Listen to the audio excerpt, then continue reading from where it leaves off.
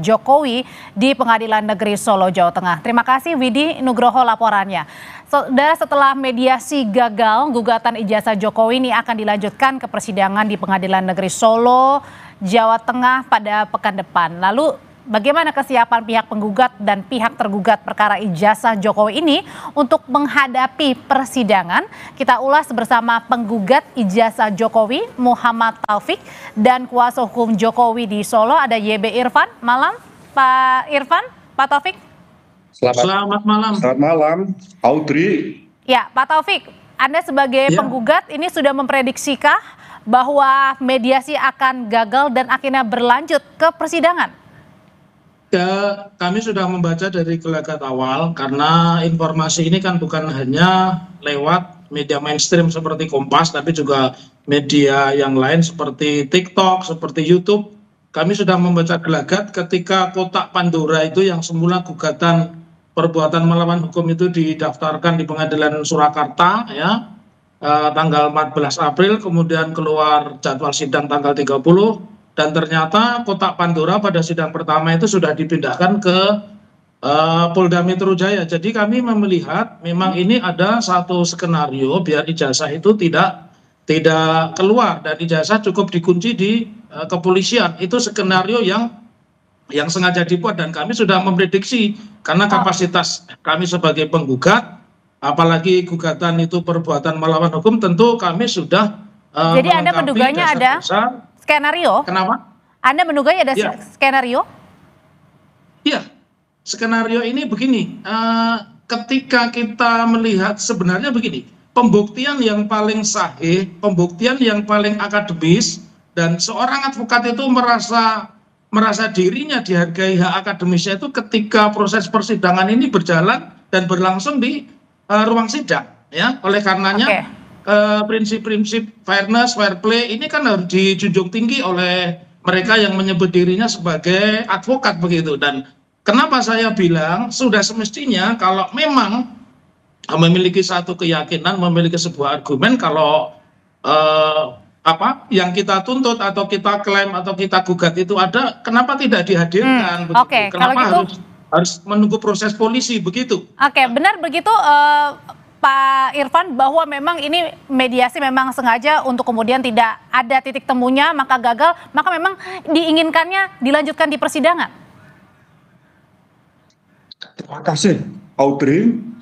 Jadi mengapa bahwa klien kami dalam hal ini Pak Jokowi pada tahap mediasi tidak hadir dalam hal penyelesaian atas sengketa gugatan yang diajukan oleh Bapak Dr. Muhammad Taufik.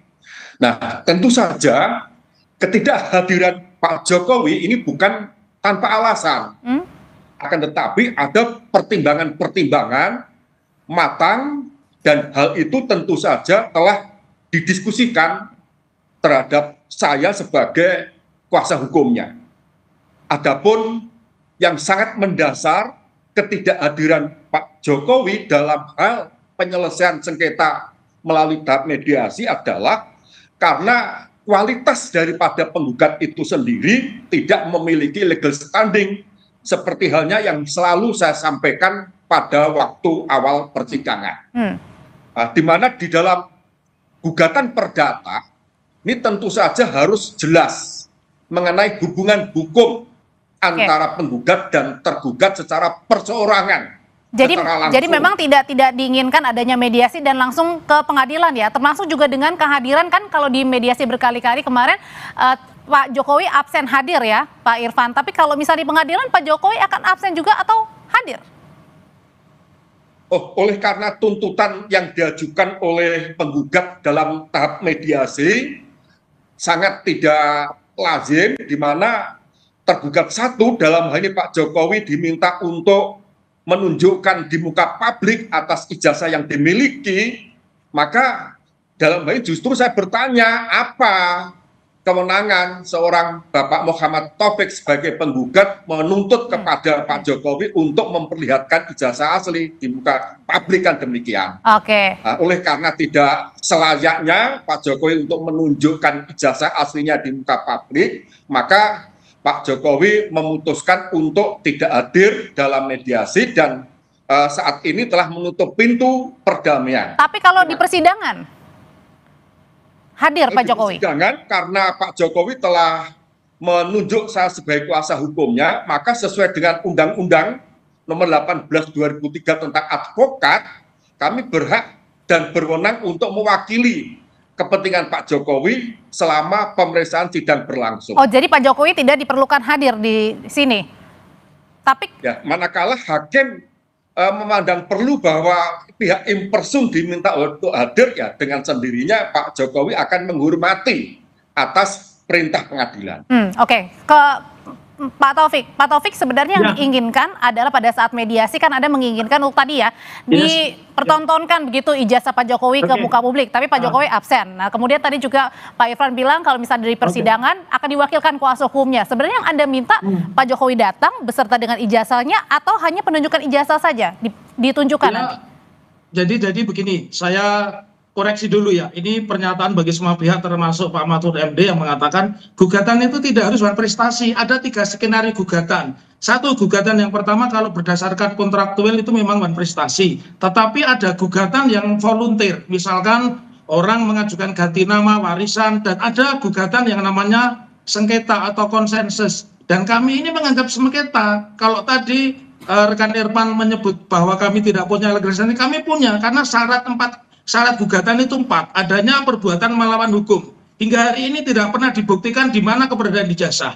Yang kedua, adanya kesalahan. Yang ketiga, adanya kerugian. Dan yang keempat yang disampaikan rekan Irfan tadi, adanya hubungan kausal antara perbuatan melawan hukum oleh... Tapi kan keberadaan ijazah kemarin juga sudah diuji lapor, Pak Taufik. Begini, ya, jangan dipotong dulu. Lantas, saya mengatakan di Perma nomor 1 tahun 2016, jangan lupa di pasal 6, seorang penggugat atau tergugat itu harus datang di depan sidang dengan iktikat baik, artinya dia hadir. Di satu sisi Pak Jokowi tidak hadir, tapi di sisi lain memang boleh. Di pasal 7 itu ada 3 alasan seseorang tidak perlu hadir. 1, karena uzur, sakit ya. Yang kedua, tugas negara, dimanapun tugas negara kalau dia pejabat negara. Yang ketiga, sedang berada di luar negeri. Dan ketiga-tiganya ini tidak ada. Jadi saya menilai memang tidak ada goodwill, tidak ada etikat baik dari Pak Jokowi maupun dari kuasa hukumnya untuk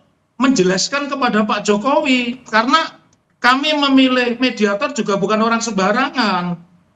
Prof. Adi Sulistiono ini selain pakar perdata, beliau ini juga staf khusus di Kejaksaan Agung, dan beliau juga dosen kami berdua, dosen saya dan rekan Irfan itu sama, Prof. Adi Sulistiono. Jadi itu Mbak ya, jadi di Perma nomor 1 2016 ya, pasal 6 maupun pasal 7, disitulah yang sifatnya mandatori harus hadir, dan 3 alasan uzur itu tidak terpenuhi. Jadi, karena di satu sisi Pak Jokowi sudah bukan pejabat negara, tetapi beliau justru malah berada di Polda Metro. Inilah yang membedakan. Dan nanti kalau soal, saya orang yang sangat menghargai etika, karenanya saya tidak akan menyebutkan gugatan saya ini poinnya apa saja. Nanti kita tunggu setelah ada undangan dari pengadilan, gugatan saya ini sebenarnya apa saja, termasuk tadi Mas Widi menyebutkan ada pihak ketiga yang kami hadirkan. Itu nanti, itulah strategi dari seorang advokat yang ingin memenangkan pertarungan di meja persidangan. Oke, tapi sebenarnya yang Anda harapkan kalau berkali-kali mediasi kemarin Pak Jokowinya tidak hadir begitu, dan dalam persidangan nanti akan dilanjutkan di pekan depan, bukan dilanjutkan ya, baru dimulai di pekan depan, itu Anda sendiri sebagai penggugat menginginkan tidak kehadiran Pak Jokowi di situ? Iya, sudah sangat, saya secara pribadi mengenal Pak Jokowi ya, ketika saya pergi haji 2008, Pak Jokowi ikut memberikan pidato di salah satu rumah makan, juga Pak Jokowi menyalami kami di Balai Kota. Jadi secara pribadi saya, dan karena memang begini ya, filosofinya orang Timur yang namanya mediasi itu kan tempat untuk mempertemukan kepentingan para pihak. Kalau Pak Jokowi hadir dan menunjukkan ijazah, saya bilang everything is clear, semuanya sudah selesai, semuanya selesai begitu. Dan itulah yang kita inginkan, begitu Mbak. Oke, Pak Irfan, kalau tidak hanya yang menjadi pihak tergugat, tak hanya Pak Jokowi, tapi ada juga dari pihak KPU Solo, ada sekolah dari pihak sekolahnya juga, SMA-nya Pak Jokowi, kemudian juga dari UGM sendiri. Nah, kalau dari Anda sebagai kuasa Pak Jokowi untuk menghadapi sidang perdana pekan depan, ini juga akan berkoordinasi tidak kepada pihak kedua, ketiga, keempat? Tergugat maksud saya. Oh, tentu saja karena kami mempunyai kepentingan yang sama selaku tergugat terkait dengan posita gugatan yang telah diuraikan oleh penggugat dalam gugatannya, demikian pula dalam petitum. Saya selalu ada koordinasi dengan tergugat 2, tergugat 3, dan tergugat 4. Mengapa demikian? Karena untuk memastikan bahwa benar Pak Jokowi sebagai lulusan UGM dan berhak untuk menerima ijazah dan menyandang gelar seorang sarjana dalam hal ini ada insinyur kehutanan, ya tentu saja kami harus memastikan bahwa hal itu harus terkonfirmasi atas penjelasan-penjelasan dari UGM maupun didukung adanya bukti-bukti yang lengkap dan akurat. Begitu juga SMA 6. Bahkan pada saat mediasi pun tergugat 2, 3, dan 4 telah memberikan suatu penjelasan kepada mediator yang pada pokoknya ketika proses pemilihan kepala daerah dalam hal ini wali kota Surakarta 2 periode oleh KPU berdasarkan data yang ada, ini telah dilakukan verifikasi, baik verifikasi secara administratif maupun verifikasi faktual. Nah, atas penjelasan yang diberikan oleh KPU, adanya verifikasi terhadap ijazah Pak Jokowi, begitu juga mengenai penjelasan yang disampaikan oleh SMA 6 yang mengakui akan kebenaran bahwa Pak Jokowi memang benar sebagai salah satu lulusan SMA 6 dan lulus, dan juga pihak UGM menyatakan bahwa Pak Jokowi sebagai salah satu alumnis yang telah dinyatakan lulus dan berhak untuk memegang ijazah, maka keabsahan daripada ijazah Pak Jokowi telah terkonfirmasi kan demikian, Mbak. Nah, Pak Taufik, kalau tadi kan dibilang Pak Irfan kan meskipun sedang menunggu ya, artinya dari pihak tergugat 1, 2, 3, 4 ini saling berkoordinasi. Nah, kalau gitu pertanyaan saya, kenapa sih harus tergugatnya ini bukan hanya Pak Jokowi, tapi ada juga UGM, ada juga sekolahnya Pak Jokowi, bahkan KPU Solo? Ya, ini satu pertanyaan menarik ya. Jadi kebetulan saya sebelum advokat, profesi pertama saya adalah wartawan. Saya pernah menjadi wartawan di salah satu harian terkenal di Jakarta, dan saya mengumpulkan uang untuk Kalabahu Karya Latihan Bantuan Hukum di LBH waktu itu diketuai oleh Abdul Hakim Garuda Nusantara. Jadi inilah dasar kami, apa yang kami lakukan. Kita mendasarkan pada pasal 1865 KUH Perdata. Jadi ada kontroversi. Kenapa saya bilang? Karena kami sudah riset, kami sudah ketemu dengan mantan alumni yang satu alma mater SMA-nya dengan Pak Jokowi. Kami juga sudah ketemu dengan alumni Fakultas Kehutanan, dan adiknya ini seorang pengacara terkenal. Dia sudah almarhum, kakaknya sudah almarhum, meninggal di Bali 2015. Kami mengantongi ijazahnya. Dan yang kontroversi lagi 2017 Pak Kasmujo itu dalam semua orang sudah punya buktinya mengatakan bahwa dia ini pembimbing akademik, walaupun pada akhirnya 2025 Mei dibantah bahwa dia tidak pernah menjadi dosbingnya karena pada saat itu dia masih asisten. Dan di masa saya kuliah, asisten itu sebenarnya tukang catat aja, tidak mungkin asisten itu. Artinya dari semua tadi tergugat 2, 3, 6 tidak bisa dijelaskan kepada publik mana ijazah yang sebenarnya begitu. Dan bahkan mohon maaf, kenapa kami melibatkan KPU? Kami juga sudah riset KPU, dan ini yang perlu diketahui untuk semua yang menyaksikan tayangan ini, kami sudah bersurat kepada Rektor UGM, bersurat kepada Ketua KPUD, bersurat kepada SMA 6, bersurat kepada Rektor, tapi tidak ada balasan. Jadi apa yang kami lakukan dasarnya riset. Dan harus diketahui, KPU pada saat itu divisi hukumnya tidak pernah memverifikasi. Kami sudah ketemu, makanya nanti dalam persidangan akan jadi sebuah diskusi yang menarik. Dan inilah yang saya bilang, inilah sebuah karya akademiknya seorang advokat.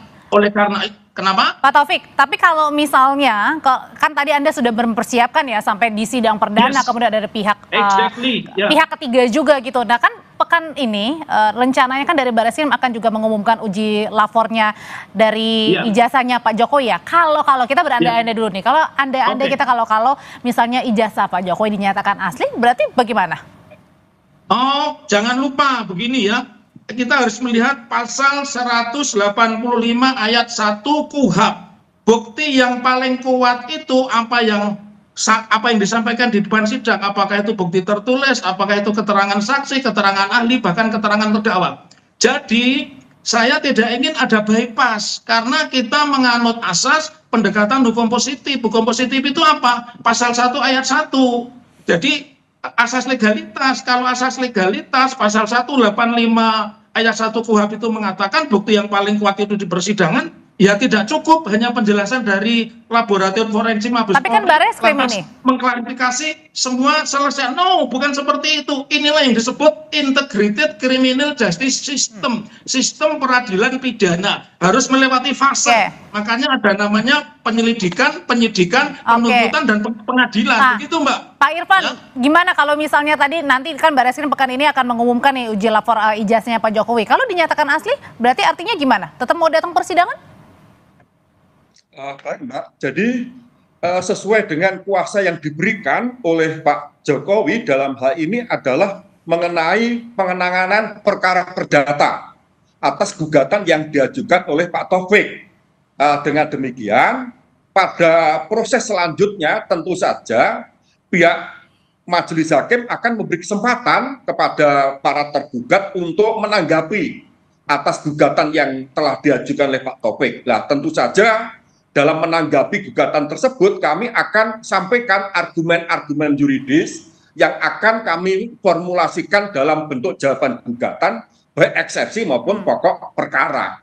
Demikian pula ketika jawaban kami sampaikan, selanjutnya majelis hakim akan memberi kesempatan kepada penggugat untuk menanggapi atas jawaban tersebut dalam bentuk replik, dan sebaliknya setelah replik disampaikan, tentu saja pihak tergugat akan menyampaikan publik. Nah, setelah jawab genap selesai, maka kesempatan bagi para pihak untuk membuktikan atas kebenaran dalil-dalil gugatan penggugat bagi pihak penggugat, demikian pula sebaliknya bagi tergugat, ini akan membuktikan atas kebenaran dalil-dalil sebagaimana yang telah diuraikan. Berarti artinya ijazah asli Pak Jokowi akan ditunjukkan di situ, di Pengadilan Negeri Solo? Tentu saja kami akan berupaya untuk mematahkan bukti-bukti yang telah diajukan oleh penggugat seperti apa. Kalau memang kami memandang perlu untuk mengajukan bukti surat dalam hal ini berupa ijazah, tentu saja akan kami perlihatkan. Karena dalam hal keabsahan suatu bukti dalam persidangan untuk perkara perdata, selain fotokopi yang telah dinasegel, tentu saja kita harus bisa memperlihatkan aslinya, baik kepada majelis hakim maupun kepada para pihak yang hadir di dalam pemeriksaan sidang pengadilan. Kalau menurut Pak Taufik sendiri, pengennya hanya diperlihatkan ijazah asli Pak Jokowi ini kepada pihak penggugat dan juga majelis hakim, atau perlu ke publik juga? Menurut saya, kalau saya mengacu pada pasal 1865 KUH Perdata yang mengatur prinsip tentang pembuktian di dalam perkara perdata, jangan lupa ya, selama ini orang selalu mendalihkan penggugat yang membuktikan salah. Pasal itu juga mengatur bahwa ketika seseorang menolak meneguhkan hak dari penggugat, dia juga harus membuktikan. Dan saya sangat suka ketika perkara ini ditangani rekan saya, YP Irfan. Kebetulan kami dalam satu organisasi dan kita sering menangani perkara bersama saat itu. Jadi saya sangat suka ketika saya berhadapan dengan saudara Irfan. Jadi kembali Mbak ke pendekatan pasal 1865 mengatur prinsip dasar pembuktian di dalam satu perkara perdata. Pasal ini menyatakan setiap orang yang mendalilkan memiliki satu hak, maka dia harus membuktikan. Begitu pula bagi pihak yang menolak adanya hak, dia juga harus membuktikan. Ya, terus jangan lupa ada konsep pidana pula di dalam KUH Perdata, di mana diatur di pasal 1877. Ini sebenarnya bukti-bukti apa sih nanti yang akan dibawa, bukti-bukti atau mungkin ahli-ahli atau saksi-saksi? Saya yang pertama tentu bukti dulu, dan kami semua buktinya adalah orisinil karena kami juga menggunakan konsultan teman-teman pengacara Jakarta yang saya tidak perlu sebutkan. Bahkan ijazah yang kami miliki ini kepunyaan dari kakak seorang pengacara terkenal Jakarta yang kebetulan kakaknya kuliah di UGM, satu jurusan dengan Pak Jokowi, meninggalnya di Bali 2015. Ini asli. Juga kami memiliki ijazah SMA yang asli. Jadi apa ya, kalau ibaratnya saya. Tapi kan teman-temannya Pak Jokowi juga udah pernah diperiksa, kemudian ditunjukkan kan ijazahnya sebenarnya, Pak Taufik? Menurut saya yang mengerti itu kan hanya 3 pihak. Satu Pak Jokowi, yang kedua kuasa hukumnya, dan yang ketiga polisi. Publik tidak tahu, dan menurut saya kalau kita bicara tentang rahasia seorang pejabat negara, ketika dia sudah mantan tidak lagi dia menjadi rahasia negara. Seperti Obama ketika diragukan dia lahir di Kenya, ternyata Obama, I do proof, saya buktikan, this my certificate, saya lahir di Amerika, everything is clear, semuanya selesai. Begitu Mbak, itu yang saya inginkan. Dan mudah-mudahan kalau lihat dari argumennya rekan Irfan, saya meyakini mudah-mudahan sangkaan saya, dugaan saya itu tidak salah, nanti akan dibuktikan di depan sidang. Tentunya yang asli, supaya negara ini punya legacy. Bangsa yang punya penduduk 300 juta lebih ini punya legacy bahwa kita memiliki persidangan yang fair, memiliki persidangan yang ideal, dan memiliki pengadilan yang intelektual. Itu yang kami termasuk juga dengan menghadirkan pihak tergugat ya, begitu ya Pak? Iya. Oke, ya, Pak Irfan. Karena buktinya begini Mbak, mohon maaf saya koreksi sedikit ya. Sekalipun kami menyerahkan di dalam hukum acara perdata penggugat prinsipal seperti saya boleh hadir, dan saya selalu hadir karena saya berharap Pak Jokowi mengenal kami. Bahkan Pak Jokowi pada saat itu pernah meminta kami jadi konsultan hukumnya, karena sebagai advokat hampir semua bupati wali kota saat itu adalah klien kami, dan Pak Jokowi meminta. Tapi kami punya alasan sendiri, tidak enak secara politis karena karena kami berseberangan secara politik. Jadi saya sangat gembira kalau bertemu Pak Jokowi di ruang sidang. Artinya kalau misalnya Pak Jokowi hanya akan datang Pak Irfan jika diminta hakim. Ini Mbak. Artinya Pak Jokowi nanti akan hadir kalau jika diminta oleh hakim. Kalau memang majelis hakim menghendaki agar Pak Jokowi hadir, tentu saja hadir. Namun lazimnya dalam hukum acara perdata, di mana seorang advokat sebagai kuasa hukumnya berhak untuk mewakili, sehingga apa yang dilakukan oleh kuasa hukum selama pemeriksaan sidang berlangsung ini bertindak untuk dan atas nama serta guna kepentingan hukum pihak yang memberi kuasa. Pak Irfan, terima kasih. Pak Taufik, terima kasih untuk informasinya berbagi di Sapa Indonesia Malam terkait dengan lanjutan ya dari kasus dugaan ijazah palsu Presiden ke-7 Joko Widodo.